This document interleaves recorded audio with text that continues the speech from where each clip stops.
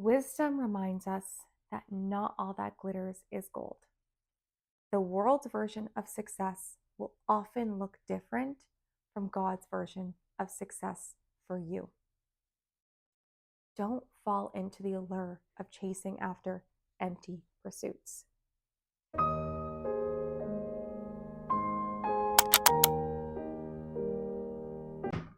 Rocking a bow today. Probably going to look back at this video and regret it, but that's okay. We're doing it. Hello, welcome to Grace of Belle. My name is Natalie Grace, and at Grace of Belle, we talk about joyful, intentional living with a focus on faith, motherhood, womanhood, personal growth, wellness, lots of things under the sun. Whether you're here on my podcast, on the YouTube channel, or following along on the written blog, welcome. I'm so glad you're here. And I just want to take a brief moment to say thank you to anyone who has sent me their feedback, commented, or just sent me a direct message of encouragement. It really means so much, and it's not always easy putting yourself out there, especially with some more intimate topics. And so it is so encouraging to hear from you and to know that something I said resonated or spoke to your heart in a special way. And I'm just so grateful to hear from you. So thank you. And I encourage all feedback, good or constructive. It really helps me to learn and grow. So thank you. Okay, what are we talking about today? We are talking about comparison and jealousy. And it's one of those things that we've all felt to some degree. Some people wrestle with it more than others, but we've all felt its weight, whether we like to admit it or not. And it's something that can so easily rob us of our peace, joy, and even purpose. And I want to quickly differentiate what I mean by comparison, because there is a good kind of comparison and a bad kind of comparison. Or I should say there's a neutral kind of comparison and then a bad comparison. So it's one thing for something to inspire us, motivate us. You know, we live in a world with standards, and that's not necessarily a bad thing. Imagine if pilots, doctors, people who make cars didn't have standards. Things would get very messy. Lives would be at risk. The world needs standards to function. And so comparison is really a byproduct of standards. Imagine someone who grew up with an unloving, unnurturing mother. They're going to want to look to examples of a good mother to know who they can become for their own children. And so comparison is not always a bad thing. It can sharpen us, encourage us, call us to strive for higher. But we have to use wisdom and discernment with comparison, because that is very different. The inspiring comparison is very different from the condemning comparison. That basically tells us that we're not good enough, not worthy, and it only breeds envy, jealousy, resentment, and no good fruit comes out of that kind of comparison. So that is the comparison that we are referring to today. And I want to just quickly reference this scripture. James 3:16 says, "For where jealousy and selfish ambition exist, there will be disorder and every vile practice." Every vile practice from jealousy, which so often follows closely behind comparison. So we're going to talk about this today, and I'm going to highlight 5 reasons why comparison and jealousy is rooted in lies and how you can confidently silence its trap when it tries to sneak into your life. So let's get into it. Number 1, your call is uniquely yours. You were created on purpose for a purpose. Have you ever had this experience where you've known something to be true? It's something you've heard countless times again and again throughout your life. But for some reason, it took someone saying it in just the right way at just the right time for it to finally click. And the knowledge now rested in you and became revelation. What amazes me about these moments is they shine a light on the value of our differences. You know, our unique perspective, shaped by our culture, identity, genetics, lineage, all these things, they are no accident. You are here on purpose for a purpose. You might feel a certain tug on your heart to pursue a career, a passion, a business, but then you find yourself wondering, there's already so many people out here doing this. There's already so much information in the world on this subject. You know, what will another me bring to the table? And you're probably right that there are a lot of people pursuing that career, pursuing that business. I mean, the world's a big place and the internet's an even bigger place. So there's probably a ton of information already out there. But the thing is, none of those people are you. And it's your voice, your presence, your unique experiences that bring something that no one else can because they are not you. And so you might be the reason someone has the courage to stay in their job just from you being in that office. You might be the light in their dark season. You might say exactly the right words at exactly the right time that someone needs to hear. We don't always get to see the puzzle pieces come together, but God does. You know, one movie I love that really illustrates this is the Christmas film, It's a Wonderful Life. And if you are not familiar, here's a little recap. The main character, George Bailey, he feels defeated. He feels like life has passed right by him. His dreams have turned to dust, even though he has a beautiful family, 4 children, a loving wife. And at his lowest point, an angel comes to him. And the angel reveals all the ways that George had a profound impact on people's lives, impacts he never realized. So basically, the angel takes him throughout his whole life and he sees how situations would have been had he not been there, had he not been born. And it's such a beautiful story, but it's a beautiful message for us all that we are part of a divine plan and you are not random. You are here for a purpose. Even when we can't see or understand why things are the way they are, there is a plan.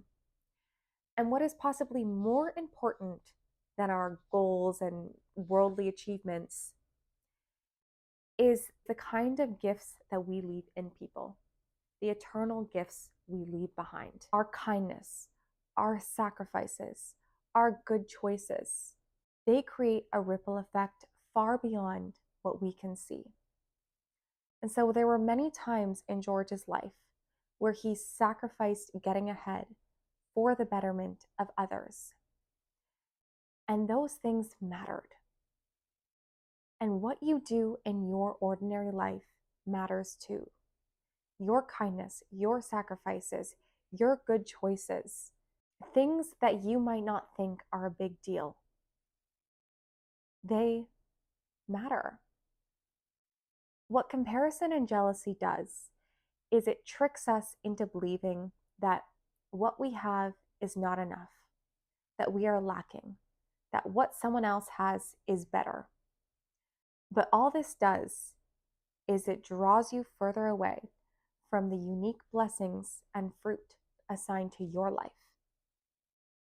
Because you start looking at someone else's garden, thinking that what they're doing is better, more exciting, more prosperous. So you jump lanes, not realizing that the ripest fruit was there for you in your own garden. So I think it's important that we all walk with the knowing that our life is not random. Our unique experiences, struggles, past, our unique qualities, they are here for a purpose.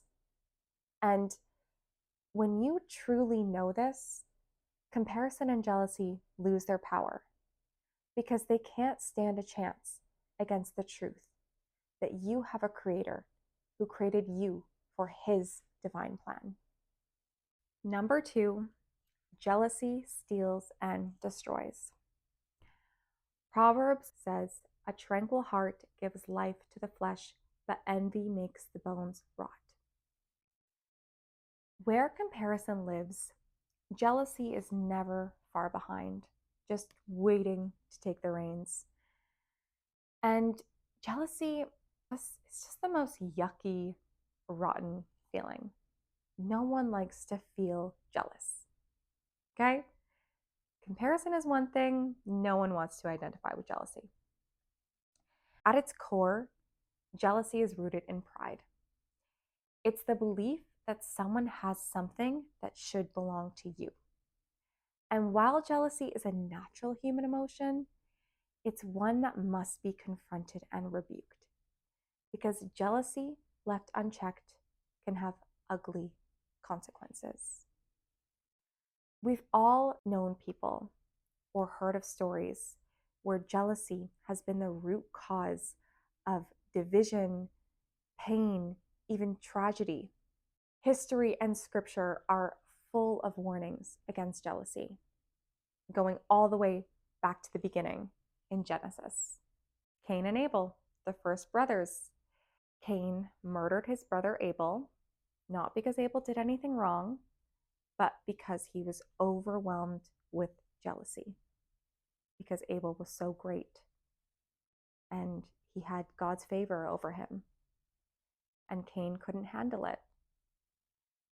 And what is interesting to note about that story is that Cain was warned by God before that happened.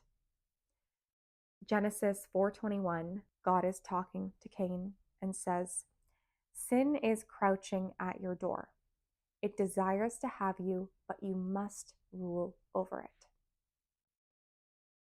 And so Cain's downfall wasn't immediate. It was a choice. He deliberately opened the door to come into agreement with his jealousy and let it take over. And we too will experience choice. Rarely do things just blow up out of nowhere. There will be warnings, nudges, emotions calling our attention. And and that's why it's really important that we have that quiet time with God and we're sensitive to our heart and our emotions, because things that are ignored fester and they can grow into something much more ugly and destructive. And that's the case with jealousy. The story of Cain and Abel, the story of Joseph and his brothers selling him to slavery, these are extreme stories, but they reveal something about the nature of humans. And jealousy left unchecked has the power to destroy families, relationships, and our own life. That is the message. And so, while jealousy might not be your fault because we can't always control what emotions come to us, it is your responsibility to confront it and rebuke it. Don't ignore it. Go to God in prayer. Ask Him for a pure heart. Ask Him to help you see things differently. With your persistence and faith, the jealousy will fail to take root and it will lose its power, because God's goodness will always win. I imagine that is exactly what God was calling Cain to do with that warning. But as we know, Cain chose different. Number 3, is comparison is always a losing battle. Now we're going to get into the logical side of why comparison is never a fair fight. Jordan Peterson's book, 12 Rules for Life, really helped me to see this from a fresh perspective. If you listened or read my last blog post, then you will know that his book, 12 Rules for Life, inspired me. And he has a chapter on comparison. He talks about how humans are shaped by an endless number of variables: genetics, upbringing, lineage, culture, opportunities, the list goes on and on. Seen and unseen variables that we will never fully understand. And so when you compare yourself against someone else, when you compete against someone else, it's always a rigged game because you are infinitely different people. Even identical twins can't fairly compete against each other because genetics is only a very small component in shaping who they are. Secondly, comparison is always futile and draining. You might, for example, let's say you base your value on a ranking. You're the best golfer in your clubhouse, the best gymnast in your school, the best artist in your circle. And then you go into a room with people who are very good, the best in the country, the best in the world. And suddenly your ranking goes from high to very low. And your sense of value is being challenged. And this is actually when many people give up on their passions and pursuits because they are intimidated by the idea of not being the best. They get discouraged and their ego comes in. But the thing is, nothing changed except the person that you're maybe standing next to. So if you're still getting joy from this thing, if you're still progressing, then what does it matter where you stand on some arbitrary ranking? And that's why Jordan Peterson's second rule in his book is compare yourself to who you were yesterday, not to who someone else is today. That is the most fair, meaningful, and productive form of comparison. You don't have to worry about comparing yourself next to someone who is infinitely different than you are. All you need to worry about is becoming a better version of yourself from yesterday. And that to me is so freeing.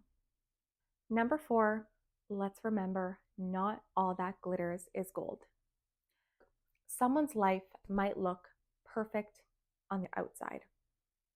The family, the career, the house, but you don't know what battles they are facing behind closed doors. We see this all the time in Hollywood. People who appear to have it all, their struggles show us a very different reality. If you want a relevant and recent example, just look at everything that recently came out about the Hollywood music industry, a particular rapper. Nothing about these glamorous, luxurious parties were that. There was a much darker, sinister reality, demonic, actually. And the thing about comparison and jealousy is it can expose our desires or our misled desires. And we should be asking ourselves, is what I'm valuing even truly valuable? Is fame, wealth, surface level success really going to give me fulfillment? Or is that just deception? It's deception. Wisdom reminds us that not all that glitters is gold. The world's version of success will often look different from God's version of success for you. Don't fall into the allure of chasing after empty pursuits. I'm going to close this with a quote I recently heard from the evangelist Dwight Moody, and he says, our greatest fear should not be of failure, but of succeeding in something that is meaningless. And I couldn't agree more. Finally, please remember that great things take time. Don't compare your chapter 1 to someone else's chapter 20. I don't know where you are in your journey, but please remember that the destination is the journey. Sometimes we go through wilderness seasons for preparation of what lies ahead. There are seasons of molding, pruning, refining, sharpening to equip us for what God knows lies ahead for us. And sometimes in our weakness, that is when jealousy creeps in. You might be pouring your blood, sweat, and tears into a business. And then someone new to the industry just seems to become an overnight success. And you're just kind of bewildered, like, how did that happen? Or maybe, and I know this is a sensitive topic, so my heart goes out to you if this is you, but maybe you've been struggling to conceive for a long time. And it seems like everyone around you is it's just happening for everyone around you. People who motherhood wasn't even on their brain. And these things can feel personal. And you might find yourself calling out to God, like, why? Why can't I have these things? I'm a good person, I'm caring, I work hard. What is it about me that I can't have that? And then sometimes, often, shame will follow because you might have these jealous feelings you really don't want to have. And in those cases, I just encourage you to have compassion for yourself. And again, use it as an invitation to lean in towards God even more. Lean into God. Share your struggles, your frustrations. He already knows your heart, so he's waiting for you with open arms. No matter what, guard your heart, because decisions made from a place of comparison and jealousy will never be your best. They will never be God's best for you or aligned in truth. As the scripture verse says, James 3:16, there will be disorder. Don't fall out of alignment. Walk by faith, not by sight, trusting that even if you can't see it right now, God is preparing something special and amazing for you. I really hope this encouraged you to silence comparison and rebuke any jealousy knocking at your door. I'm now just going to give you some practical, actionable things you can take with you. Number 1 is practice gratitude. But go beyond that. Bathe in God's goodness. Recognize what is going good and right and what you can thank God for in your life. Number 2, prayer. I know I've said this lots of times, but prayer is powerful. When you feel unwanted emotions, don't ignore them. Bring them to God. Ask God for wisdom. Ask God for strength where you are weak. Ask Him for a pure heart. I pray this almost every morning. God, take out anything in my heart that is not of you. Number 3, celebrate others.